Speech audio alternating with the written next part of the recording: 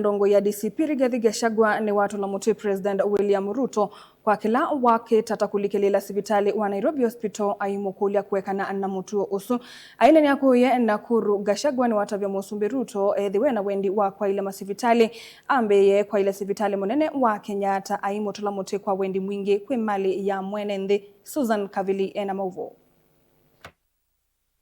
Nini wa musumbi watane mutongoi wa chama cha DCP Rigathi Gachagua niwatula muti musumbi Dr. William Ruto kwa kila kuwetata wende kuliliila sivitali wa Nairobi Hospital wala we musini wa ilovi. On Sunday, we told the people of Kenya that there was a great plan to steal Nairobi Hospital by William Ruto. A private hospital, he wanted to take it over, and we called him out. And his minister said it will not be interfered with because it's a private hospital. There was a plan. That hospital is a limited company by guarantee. And William Ruto had sent the Attorney General to intimidate and coerce the directors to change the shareholders into shares so that they can buy those shares.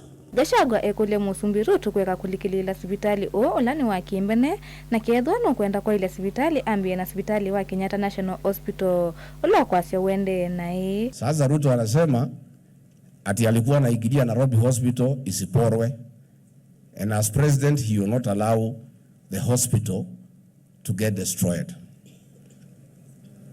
Well, William Ruto, let me remind you, Nairobi Hospital is a private entity. Keep off. You have no business in a private company. If you really care about hospitals, take time to address the challenges in Kenyatta National Hospital, which is a public hospital. As we speak today, there are no blood bags in Kenyatta National Hospital. There are no reagents for the laboratory. There are no drugs. In fact, there is no food. Wale watu wanapelekwa Kenyatta hawakufi kwa sababu ya ile ugonjwa ilifanya wapelekwe, wanakufa kwa sababu ya njaa. Na hii pesa yote imelipwa e-citizen, which is owned by William Ruto. Ile pesa wagonjwa wamelipa inaibiwa. Gachagua anene akuya Nakuru vala watula muti musumbi Ruto ayasya ena miyama Kwosa mali ya mwennethi kindu kila Gachagua waumania muno. Instead of interfering with Nairobi Hospital, which is a working hospital, a private hospital that is functioning properly, can you deal with the challenges in a public hospital, Kenyatta National Hospital? Hapo ndio shida iko, utatue shida ya Kenyatta National Hospital. Na kama unataka kusaidia Nairobi Hospital, the government, your government owes Nairobi Hospital 1.1 billion. Can you release that money to Nairobi Hospital? Hiyo ndio njia ya kusaidia Nairobi Hospital. Lakini nataka nikuambie vile nilikuambia jana, hatutakubalia wewe kuiba Nairobi Hospital.